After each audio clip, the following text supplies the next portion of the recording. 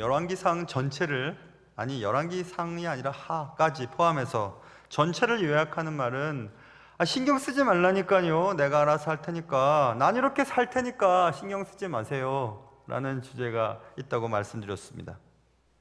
그 주제를 꼭 기억하시기 바라요. 계속해서 공부를 하는 동안 다윗은 이불을 덮어도 따뜻하지 않았습니다. 다윗은 점점 죽어가고 있었습니다.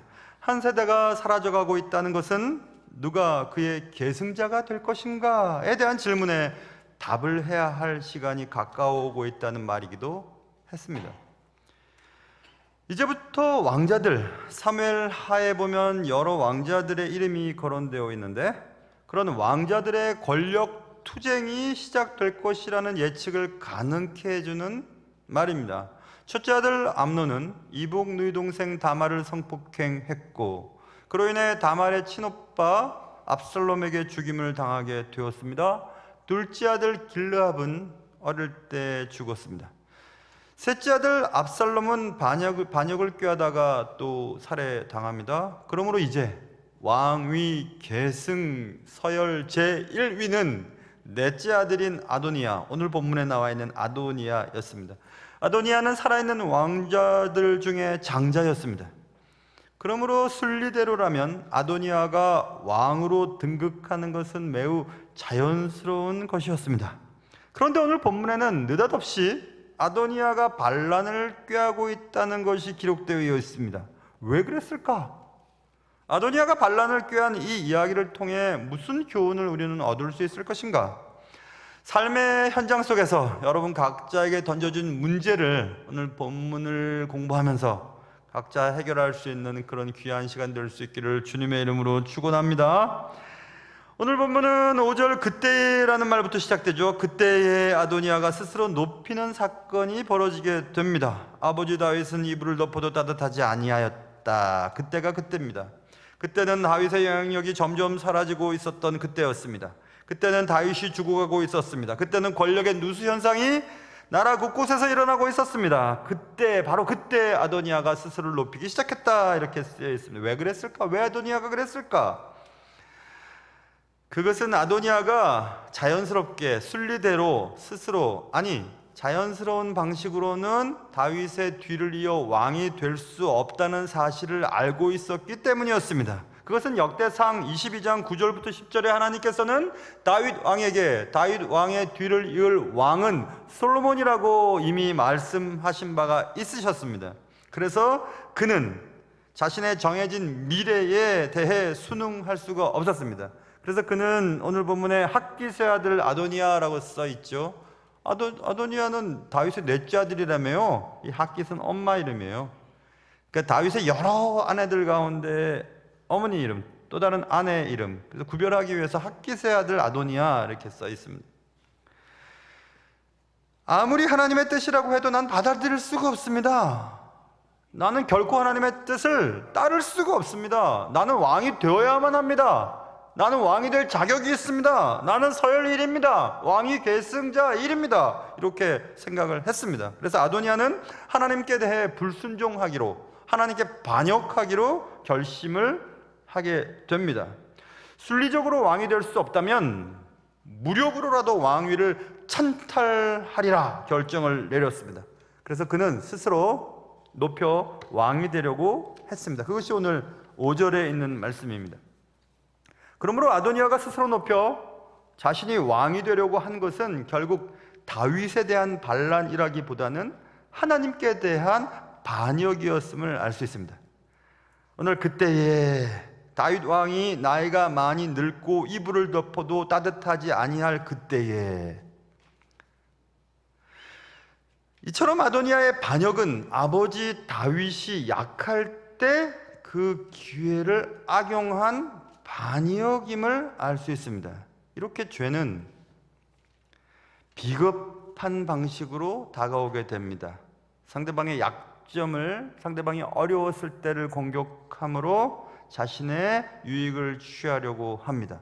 그리고 또 오늘 9절 말씀 보세요. 아도니아가 엔로겔은 엔로겔이라고 하는 동네가 있거든요.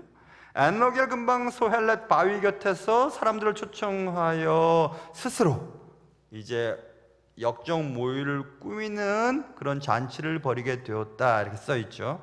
이 엔로겔은 예루살렘을 가보신 분은 아시겠지만 예루살렘 그 다윗성, 제가 다윗성을 마주 보고 있다면 왼쪽에 흰놈의 골짜기, 기드론 골짜기가 이렇게 두 골짜기가 이렇게 이어져 있습니다. 그게 천의 요새죠. 두 골짜기가 이어지면서 하나로 합해지는 부분, 엔로겔 지역이에요. 거기는 사람들이 잘 모여 있는 것이 보이지 않습니다. 그래서 그 엔로겔에 모여서 비밀 모임을 갖게 되었다. 다소 한적한 장소에서 비밀 군대를 모아서 역적 모의를 시작하는데, 그래 오늘 5절에 보면 내가 왕이 되리라 하고 자기를 위하여 병거와 기병과 호위병 50명을 준비했다. 개인 친위 부대를 만들었던 것입니다. 이렇게 죄는 은밀성이 강조되죠. 언제나 여러분 죄를 지으려면 비겁하게 하거나 은밀하게 짓습니다. 이렇게 이제 스스로 왕이 되려고 했다. 성경은 아도니아에 대하여 다음과 같이 묘사하고 있습니다. 자, 6절 보세요. 그는 압살롬 다음에 태어난 자요. 압살롬은 셋째 아들이었고 다음에 태어났으니 아도니아는 넷째 아들입니다. 살아있는 아들들 중에 첫째 아들입니다. 그러니 그는 충분히 왕이 될 수 있으리라고 생각했습니다. 그리고 용모가 심히 준수한 자라. 이것도 중요한 얘기죠. 용모가 심히 준수했으니까 참 그것도 좋은 왕이 될 자격 가운데 하나였던 것 같습니다. 또 한 가지, 그의 아버지가 네가 어찌하여 그리하였느냐고 하는 말로 한 번도 그를 섭섭하게 한 일이 없었더라, 이렇게 말하죠. 아버지 다윗이 너 왜 그랬어? 왜 그랬어? 라고 꾸중했던 적이 없었다는 것입니다. 이 말은 다윗이 너무 바빠서 말을 하지 않았던가, 아니면 혹은 아도니아가 정말 다윗에게 꾸중들을 만한 일을 하지 않았던가, 혹은 다윗의 사생활과 다윗의 비도덕적인 삶을 다윗도 알고 있었습니다. 그래서 그의 아들들이 배다른 동생을 겁탈하고 또 그 배다른 동생이 형을 죽이고 막 이런 사건들을 보면서 뭐라고 할 수가 없었어요. 자기가 그 모양이니까. 그래서 자식들에게 지나친 정확한 훈계를 하지 못했기 때문이 아닐까, 내버려 둔 것은 아닐까, 이렇게 생각해 볼 수 있습니다. 어찌됐든지 그들은, 그 아도니아는 스스로 생각하기에 이러한 여러 가지 조건들 때문에 자신은 충분히 왕이 될 수 있으리라고 생각했습니다. 왕위 계승 서열 1위, 용모가 심히 준수하고 아버지의 신임을 입고 있었다. 근데 참 이상하죠. 아버지가 그렇게 자신을 신임했고 한 번도 꾸중하지 않으셨다. 그런데 아버지가 지금 아프잖아요. 몸이 추워가고 있습니다. 죽어가고 있습니다. 다윗의 시대가 끝나가고 있습니다. 그러면 그런 아버지 곁에서 아버지를 돌보고 아버지의 위로가 되고 격려가 되어야 되죠. 근데 그렇게 하지 않습니다. 아버지의 약한 그 시기, 그 순간을 노려서 자신이 왕이 되려고 이제 작전을 꾸미고 있었습니다. 사랑하는 성도 여러분, 하나님의 나라는 인간의 능력, 육적인 조건을 말합니다. 인간의 능력에 의해서가 아니라 하나님의 뜻, 영적인 조건이죠. 하나님의 뜻에 의하여 이루어져 가는 것입니다. 사무엘상 16장 7절에도 하나님께서 다윗을 선택하실 때에 사람은 외모를 보거니와 여호와는 중심을 보느니라고 말씀하셨습니다. 성공을 위해 우리들은 조건과 자격을 갖추기 위해 애를 많이 씁니다. 그리고 매력적인 외모를 만들기 위해 찌고 째고 붙이고 하죠. 대단한 배경도 또 갖추기 위해서 여러 가지 조건들을 정하려고 합니다. 그런데 여러분, 우리가 매력적인 외모와 대단한 배경을 가지고 있다고 해도 하나님이 그것을 기뻐하시지 않는다면 하나님께 쓰임받을 수 없다는 사실을 꼭 기억하셔야 됩니다. 부와 귀와 존귀와 권세가 하나님께 있습니다. 모든 자를 크게 하심과 강하게 하심도 그의 손에 있습니다. 그러니 하나님께 쓰임받기 위해 우리가 하나님께 쓰임받으려면 이것이 준비되고 저것이 준비되고, 물론 노력하고 애쓰는 것은 중요하지만 결국 하나님이 쓰시는 사람만이 쓰임을 받을 수가 있습니다. 그럼 하나님은 무엇을 보시는가? 아까 말씀드린 것처럼 우리의 외모나 어떤 스펙이나 우리가 걸치고 있는 외투를 보는 것이 아니라 우리의 중심을 보신답니다. 중심. 하나님 앞에서 얼마나 순수한가, 정직한가, 하나님을 가장 귀하게 여기는가, 그것을 보신다고 성경은 말씀하고 있습니다. 매력적인 외모와 대단한 배경이 오히려 치명적인 덫이 되는 경우들도 성경에는 많이 나옵니다. 요 아도니아의 바로 배단의 형 압살롬도 머리숱이 굉장히 많았다고 성경에 써 있죠. 그래서 한 번씩 압살롬이 이발을 하게 되면 그 머리털의 무게가 굉장히 많았다고 이런 기록이 남아 있죠. 그만큼 머리털이 압살롬에게 있어서는 굉장한 자랑거리였습니다. 그러나 압살롬은 그 머리털이 나뭇가지에 걸리는 바람에 살해당하거든요. 베드로는 얼마나 멋집니까? 막 리더십이 있고 막 남성스럽고 앞장서기 좋아하고, 그러나 그의 앞장서기 좋아하는 그의 성격이 다른 사람은 다 주를 포기해도, 주를 부인해도 나는 주를 부인하지 않습니다 라고 말했다가 주님을 가장 먼저 부인하는 사람이 되어버리고 말았습니다. 여러분이 가지고 계신 좋은 외모나 좋은 스펙들이나 특별한 은사들이 있으실 것입니다. 근데 그것은 하나님이 그것을 통해서 하나님의 나라를 이루기 위함이지, 그것 가지고 교만하도록 하시는 것이 아닙니다. 돈이 많든지 지위가 높든지 좋은 외모를 가졌든지 좋은 머리를 가졌든지 외국어를 몇 개씩 구사할 수 있든지 상관하지 아니하고, 늘 하나님 앞에 모든 권세와 모든 은사와 모든 좋은 것들이 하나님으로부터 나온다는 사실을 기억하고, 세상의 모든 것들을 그의 주권적인 섭리로 통치하신다는 사실을 기억하면서 항상 주님 앞에 겸손하게 살아갈 수 있는 여러분과 제가 되기를 주님의 이름으로 축원합니다. 아도니아는 하나님의 뜻에 대해 반기를 들었습니다. 그리고 스스로 높이려고 했습니다. 나는 왕이 될 거야. 누가 뭐래도 왕이 될 거야. 하나님의 뜻 상관 안 해. 난 왕이 되고 싶어. 스스로 왕이 되려고 했습니다. 그리고 아버지의 약점을 이용하여 나의 이익을 챙기려고 시도를 하고 있습니다. 하나님이 주시지 않은 것들이 여러분에게 있을 겁니다. 그러나 다른 사람에겐 주었고 내게 주지 않은 것 때문에 너무 아파하지 마세요. 다른 사람이 갖고 있지 않은 것을 여러분이 받은 것들도 많으십니다. 그것들에 집중을 하실 수 있기를 바라요. 다 가지려고 하면 교만해지거나 또 비참한 마음을 갖게 되기 때문에 그렇습니다. 이미 하나님으로부터 받은 그것을 가지고 하나님의 영광을 위해 사용할 수 있는 여러분의 삶이 될 수 있기를 주님의 이름으로 축원합니다. 하나님이 주시지 않은 것들에 대해서 스스로 가지려고 했던 이 아도니아의 악한 욕망, 그것이 우리들에게도 있지는 않는가 한번 생각해 볼 수 있기를 바랍니다. 자, 그래서 이제 아도니아가 이제 반란을 꾀하고 있습니다. 그런데 7절 넘어가 보세요. 7절, 아도니아가 스루야의 아들 요압과 제사장 아비아달과 모의했다. 그들이 따르고 도왔다. 깜짝 놀랄 만한 일입니다. 요압이 누굽니까? 다윗의 충성스러운 부하였습니다. 다윗 정권 때의 군대 장관이었습니다. 또 여기 제사장 아비아달은 다윗의 충성스러운 제사장이었습니다. 그 나라의 제사장이었습니다. 근데 그 두 사람이 아도니아의 반란 모의에 함께 했다는 것입니다. 이거 이상하죠? 어떻게 그런 일이 생겼을까? 첫 번째, 요압은 항상 문제를 일으키고 또 다윗의 마음을 힘들게 했던 사람이긴 했습니다. 말썽쟁이였습니다. 시한폭탄과 같이 언제 터질지 모르는 그런 위험성을 가지고 있던 사람이었습니다.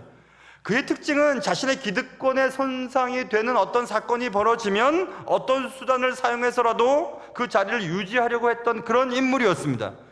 그래서 아도니아처럼 어쨌든 하나님의 뜻과는 상관없이 나는 내 뜻대로 내가 원하는 자리에 오르고야 말 거야 라고 하는 아도니아의 생각과 매우 흡사한 성품을 가진 사람이 요압이었습니다. 요압의 이러한 성품과 인격은 다윗에게 참 골칫거리를 가져다 주었는데, 대표적인 것은 이런 거죠. 자신에게 반기를 들고 자신을 막 잡아 죽이려고 하고 스스로 왕이 되려고 했던 이 아도니아 바로 전 압살롬의 반란 사건을 평정할 때 다윗이 요압에게 부탁합니다. 압살롬의 생명에는 손을 대지 말아달라고. 그런데 요압은 사심에 가득 차서 압살롬을 살해해버리고 말아요. 그 남북이 이제 화해 모드로, 남쪽 유다 왕국과 북쪽 이스라엘이 화해 무드가 이렇게 막 형성되고 또 전체적으로 또 이렇게 막 좋은 일들이 벌어지고, 남쪽의 세력들이 그러니까 이제 다윗에게로 이렇게 돌아오는 이런 과정 속에서 아마사라고 하는 위대한 장군을 다윗이 군대 장관으로 세웁니다.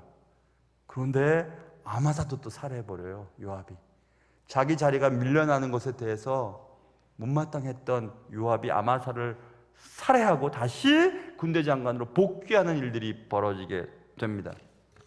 이런 일련의 사건들을 통하여 요압은 다윗이 언제든지 자신을 버릴 수 있다는 것을 알고 있었습니다.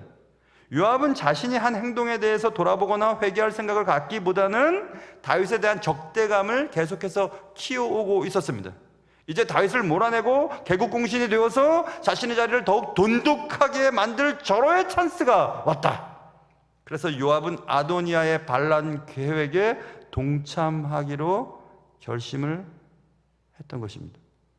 자, 보세요. 자신의 자리가 위태했을 때 아마사를 처단하고 다시 자신의 자리를 복귀했던 경험은 솔로몬을 처리하고 다윗의 정상적인 왕위 계승을 의도적으로 아도니아가 획득함으로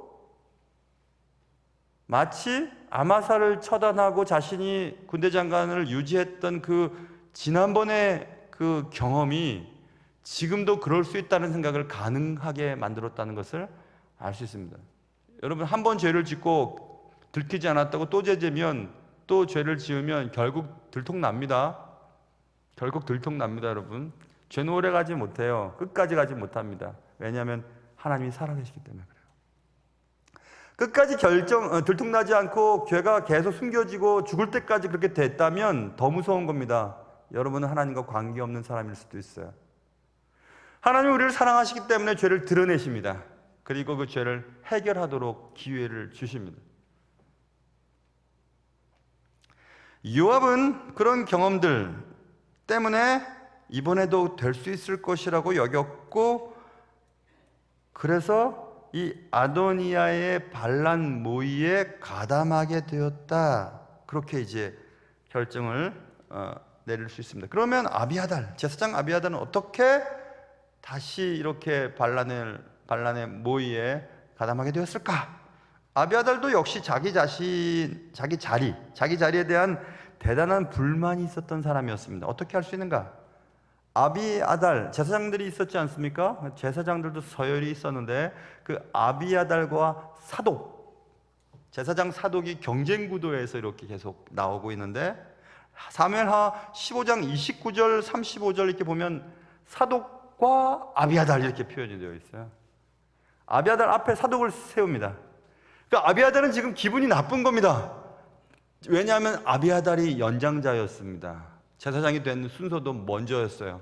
그런데 아비아달보다 사독을 앞세우니까 기분이 나쁜 겁니다. 근데 그건 그렇고, 여러분, 우리는 고통을 받아도 우리 자녀들 때는 좀 더 잘 되길 바라는 것이 모든 부모님들의 마음이거든요. 근데 사독의 아들의 이름이 나오는데 사독의 아들 아히마스, 아비아달의 아들 요나단이라고 사무엘 하에 나오는데 15장 36절에 보면 아히마스와 요나단 이렇게 또 기록돼요. 사독의 아들이 아비아달의 아들보다 또 앞서 기록됩니다. 아니, 나는 그렇다 치고 내 아들은 능력대로 하거나 내 아들은 좀 뒤바뀌거나 해야지 왜 내 아들도 저 사독의 아들보다 뒤처지는 거야? 기분이 계속 나쁜 겁니다. 지금 아비아달은 계속 기분이 나쁜 거예요. 참 웃기죠, 여러분. 이 요압과 아비아달은 권력의 핵심에서 뒤처지고 있는 것에 대해 불만을 가지고 있는 것은 맞습니다. 그래서 다윗의 결정에 대해서 상처를 받고 있고, 적어도 자신들은 부당한 대우를 받고 있다는 생각 때문에 계속 마음에 쓴뿌리가 남아 있었습니다.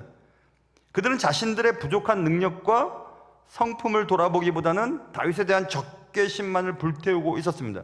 그래서 가만히 한번 생각해 보세요. 요압이 이스라엘 나라의 군대 장관이 되고 아비아달이 이스라엘의 제사장이 된 것은 무엇 때문에 그렇죠? 하나님이 요압과 아비아달을 왜 세웠죠? 왜 그들에게 군대 장관으로 세우고 제사장으로 만들어 놓으셨던 거죠? 왜 그랬던 거죠? 권력의 핵심에서 권력을 누리도록 만드셨던 거예요? 아닙니다. 하나님의 백성들과 하나님의 나라를 확장하기 위해 요압을 그 자리에 앉혀놓은 거고 아비아달을 그 자리에 앉혀놓은 거거든요. 그렇다면 요압과 아비아달은 하나님, 참된 주인이신 하나님 앞에서 내게 맡겨진 직분만 감당하면 되는 거예요. 서열이 두 번째든지 세 번째든지 그 중요하지 않습니다. 그냥 그 일을 하면 되는 것입니다.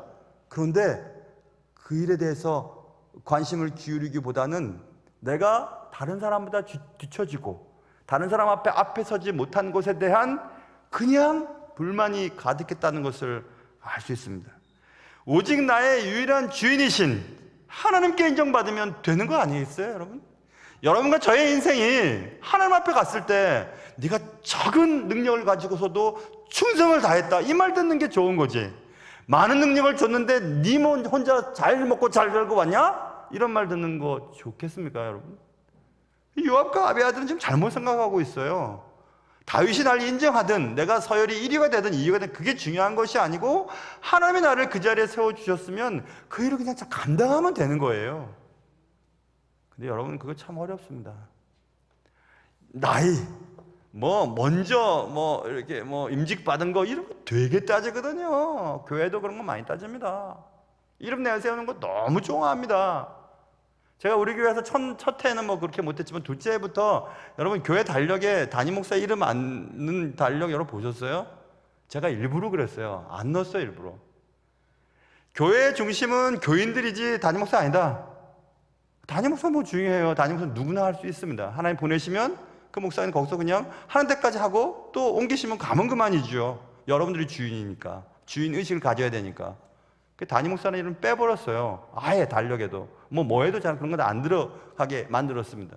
그랬더니 여러분, 그것이 또 좋아서 우리 교회 등록한 가정이 있으세요.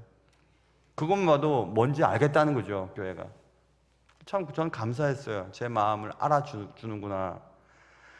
또 우리 교회 와서 임직 때문에 먼저 임직 받은 게 우리 예를 들면 권사에도 임직 먼저 받은 권사 1권사, 임직 그다음 받은 2권사, 3권사 이렇게 하는 게 전통이라나요? 그래서 제가 권사님들한테 사정했습니다. 그런 거 하지 말자고.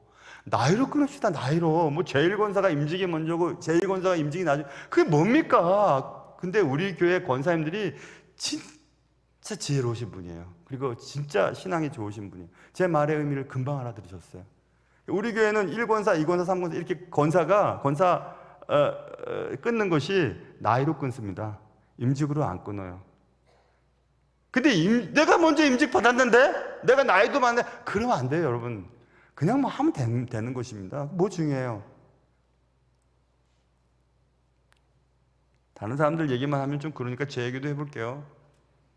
한국에 처음 이제 들어와서 사역하던 교회에 갔는데 담임 목사님께서 공부도 하고 또 학위도 있고 또 나이도 있으니까 부목사님들 서열에 이 중간쯤에 이렇게 하여튼 정확히 이렇게 집어넣었는데 밀린 목사님이 뿔이 났어요. 뿔이 나서 저를 보고도 인사도 안 하고 그래서 왜 그런가 했더니 이게 그것 때문에 그랬더라는 걸 나중에 알게 됐어요.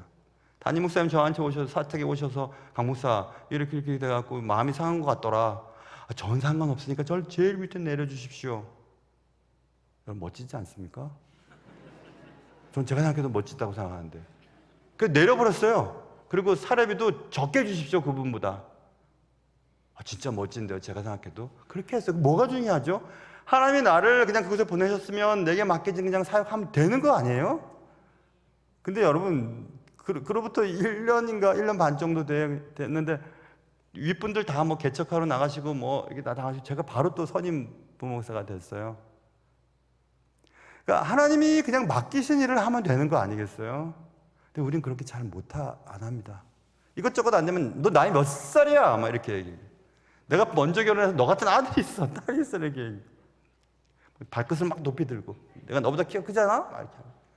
팔뚝도 너보다 굵어, 이렇게 얘기하고. 뭐든지 하여튼 남들보다 앞서려고 그러는데 그런 거 하지 마세요. 창피합니다.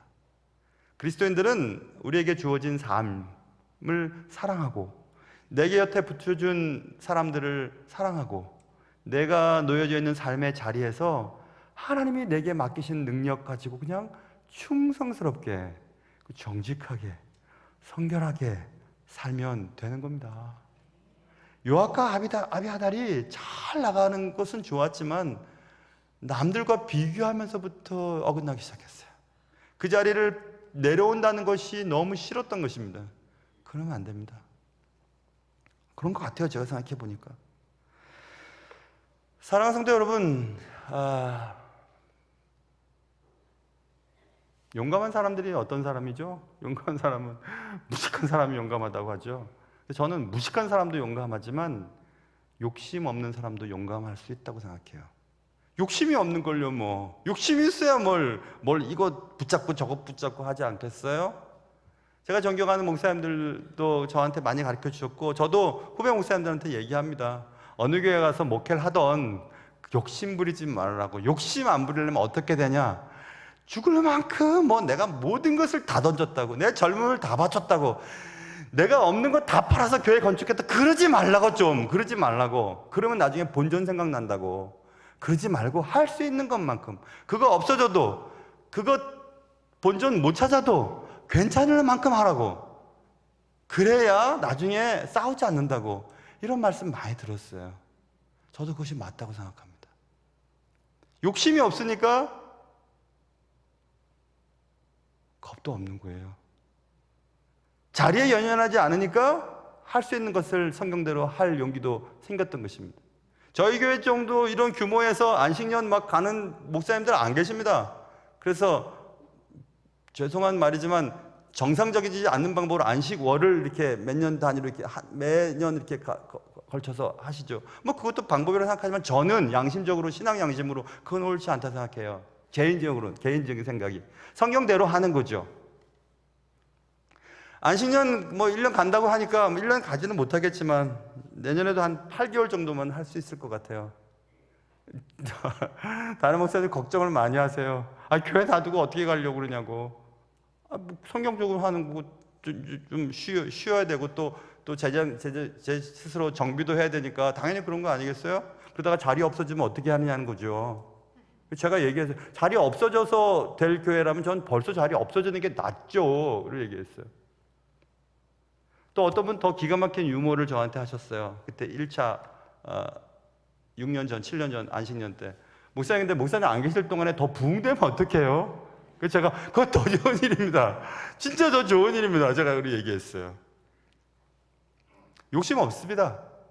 여러분도 저도 삶에 대해서 하나님이 살려주셨다면 살아야 할 이유가 있기 때문에 사는 것이고, 하나님이 여러분에게 남들보다 조금 더 은사 주신 것이 있다면 그것 가지고 하나님 나라를 확장하고 하나님 나라를 건설하고 하나님의 백성들에게 뭔가 유익을 나누기 위해 주신 것이에요. 그것 가지고 혼자 배두들기면서 잘 살려고 주신 것이라면 그리스도인이라고 말할 수 없어요. 세상은 가난한데 그리스도인은 부하다. 그게 말이 됩니까? 동네는 후질구리한데 교회만 건물이 가지고 번쩍번쩍하다. 그게 말이 되나요? 안 됩니다. 그 지역교회는 그 지역사회와 호흡할 수 있는 만큼 정도의 건물을 유지해야 하고, 또 교인들이라면 이 시대, 우리가 살아가고 있는 이 나라와 이 세대에 대한 책임을 감당할 만큼 나누고 흘려보내야 할 그런 역할이 우리에게 필요한 것입니다. 그리스도인이라면. 그걸 하지 않고 그리스도인이라고 말할 수 없는 겁니다. 자리에 연연하고 남들보다 뒤처지는 것이 싫고 그럴 필요 없으세요, 여러분. 여러분은 이미 남들이 가지지 않은 것을 가지셨고, 또 하나님은 여러분에게 남들이 가지지 못한 좋은 것들을 허락하셨습니다. 그것에 감사하며 살았으면 참 좋겠다는 생각을 제가 가져보았습니다. 요압과 아비아달이 마음의 그 쓴뿌리를 계속해서 해결하지 못했습니다. 히브리서 12장 15절에 보면 너희는 하나님의 은혜에 이르지 못하는 자가 없도록 하고 또 쓴뿌리가 나서 괴롭게 하여 많은 사람이 이로 말미암아 더럽게 되지 않게 하며, 이렇게 써 있습니다.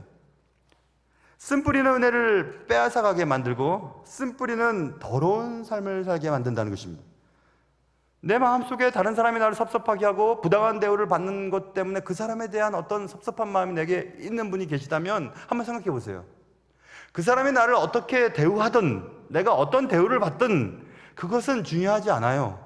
나는 내 자리에서 내 역할을 감당하고 있는지를 보세요. 그렇다면 나를 힘들게 하고 나를 아프게 하는 사람들을 용서하기가 쉬워질 겁니다. 용서하지 않고 또 하나님이 이미 내게 주신 것에 대해 감사하지 않고 그 용서와 감사가 사라지면 싸움 납니다. 요압과 아비아달이 다윗과 전쟁을 벌이게 되거든요. 싸움 있는 교회의 특징이 뭡니까? 나를 힘들게 하고 나를 아프게 한 사람들을 용서하지 않음과 하나님이 내게 주신 것에 대해 감사하지 않은 것 때문에 아닐까요? 사랑하는 성도 여러분, 마음의 쓴뿌리를 가지고 한 해, 두 해, 또 3년, 4년 이렇게 지나면 꼭 문제 일어납니다. 부부관계도 그렇고 가족관계도 그렇고 교우관계도 마찬가지예요. 그러니 풀어버리세요. 여러분, 용서하시고 하나님께 감사하셨으면 좋겠어요. 그러면 좀 수월해질 겁니다. 그거 버티고 있으면 결국 전쟁 일으킵니다. 요압과 아비아달이 아도니아와 함께 전쟁을 벌이게 됩니다. 내가 왕이 되리라, 이렇게 오늘 본문에 써 있죠. 스스로 자기를 높여 왕이 될 것이라고 말했습니다. 지난주 총회, 우리 교회가 속해 있는 대한민국 장로회 합동 측 총회가 있었습니다. 총회 노회 서기 직임을 감당하느라고 한 주 동안 가 있었는데 너무 힘들더라고요. 태어나서 한 번 정도는 할 수 있겠지만 여러 번 못 할 것 같아요. 이 일이 되게 힘들었어요. 갔다 와서 좀 하루 정도 아팠습니다. 진짜 바쁘고 힘들었습니다. 잠도 잘 못 자고. 근데 그 숙소, 저희 교회가 속해 있는 서울로의 총대들, 총회에 참석하는 그 분들, 노예에서 파송되는 그 총대들이 묵는 그 숙소 바로 앞에 노작 문학관이라고 있더라고요. 노작노예요. 그래서 이름이 참 재밌다. 노작 문학관이 있어서 뭘까 해보니까 노작이라고 하는 호를 가진 신 홍사용 문학관이었어요. 홍사용에서 들어본 것 같은데 해가지고 이제 홍사용 문학관을 들어가 봤습니다. 20분 정도, 30분 정도 시간이 있길래 한번 들어가 봤습니다. 그러니까 친일 일제 합방기 때, 일제 강점기 때 친일 문인들이 많았으나 친일을 하지 않은 몇몇의 그런 시인들 가운데 한 분이셨고, 또 자신의 되게 재산이 많았는데 아버님, 어머님으로부터 재산이 많았는데 그것을 한국 문학을 만들고 이렇게 하는데 돈을 다 썼더라고요. 그래서 우리나라의 최초의 문예지 그 백조를 창간하는 일에 큰 일을 감당했던 분이고, 그리고 그렇게 시를 많이 썼지만 자기를 위한 시집은 한 권도 내지 못했고, 훗날 한 30-40년 지난 후 제자들이 그에 대한 첫 시집이 나오는 이럴 만큼 대단히 좋은 분이셨더라고요. 그래서 홍사용, 난 여러분 난 모르겠는데 하는 분은 이 얘기하면 압니다. 홍사용이 지은 시 중에서 나는 왕이로소이다, 이런 시가 있죠. 그분이에요. 나는 왕이로소이다. 그러니까 오늘 본문에서 제목을 다루면서 내가 왕이 되리라 라고 하는 제목을 다루면서 지난주에 홍사용 문학관에 나는 왕이로소이다, 그것을 한번 다시 읽어보고 또 생각해 보았습니다. 물론 그것과는 전혀 상관이 없는 내용이긴 하나, 우리 모두 다 우리의 마음속에는 남들보다 높아지고 싶고, 남들에게 막 영향력을 부리고 싶고, 또 내 뜻을 관철시키고 싶고, 남들보다는 앞서고 싶고, 남들보다는 앞에 이름이 불리고 싶은 마음들은 대부분 다 있습니다. 그런데 아도니아의 반란이 큰 죄가 되었던 것은, 나는 하나님의 뜻대로라면 왕이 결코 될 수가 없어. 그런데 나는 왕이 되고 싶어. 그러니까 나는 하나님의 뜻을 거스르면서도 나는 스스로 왕이 되려고 해. 라는 것 때문에 그랬습니다. 그러니까 거기는 단지 왕이 되고 싶은 마음 더하기 하나님의 뜻을 불순종하겠다고 하는 큰 죄가 들어있기 때문에 큰 죄가 되는 것입니다. 하나님의 뜻에 불순종한다는 것은 결국 망하는 지름길입니다. 하나님은 하나님의 뜻대로 온 세상을 통치해 나가시거든요. 그의 뜻만이 오직 선하십니다. 그러므로 자신의 상황과 현실에 자족하며 살아간다는 것은 경건 생활에 매우 유익합니다. 섭섭한 마음과 미움을 가슴에 품고 매일매일 살아간다는 것은 쓴뿌리를 계속해서 자라게 내버려 두는 것과 같습니다. 그러므로 언젠가 문제를 발생하기 때문에 그렇습니다. 이상과 같이 아도니아의 반란은 우리 모든 사람들에게, 우리 모든 인간들은 하나님의 뜻에 순종해야만 한다라고 하는 한 가지 교훈과, 다른 사람에 대한 어떤 일에 대한 쓴뿌리를 계속 담고 있으면 어떤 방식으로든지 문제를 일으킬 수밖에 없고 전쟁을 벌이게 된다라고 하는 그런 교훈을 받게 됩니다.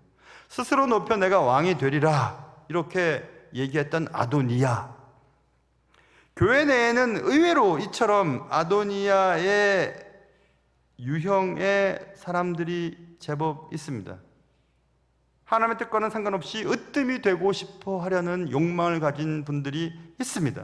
그래서 인정받지 못하면 남들보다 서열을 뒤로 처지면 내가 그만큼 교회에 헌신하고 교회를 지키려고 애를 쓰고 교회 건축할 때 내가 얼마나 재산을 들였는데 라고 생각하면서 인정받지 못한 것에 대해 섭섭함을 가지고 마음에 쓴뿌리를 담아두고 사는 분들이 의외로 교회에는 존재하고 있습니다. 부탁드립니다. 그런 건 없으셔야 돼요.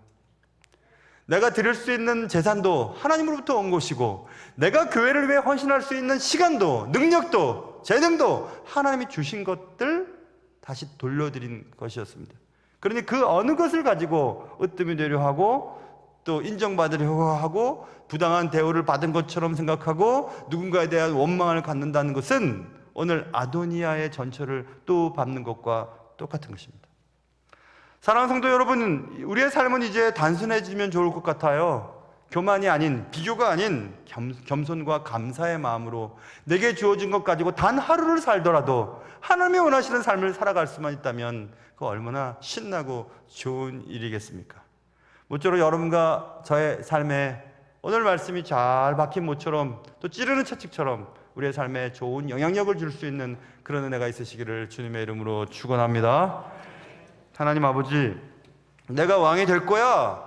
하나님이 나 왕이 되지 못하게 만들어도 나는 왕이 되고야 말 거야 라고 얘기했던, 그리고 이제 슬슬 작전을 꾸미고 있는 아도니아의 결말을 우리는 이미 짐작할 수 있습니다.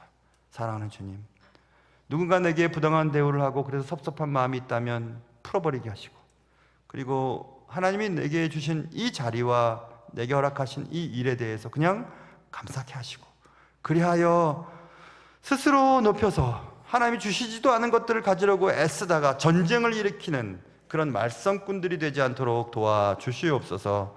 귀하신 예수님의 이름으로 기도합니다. 아멘.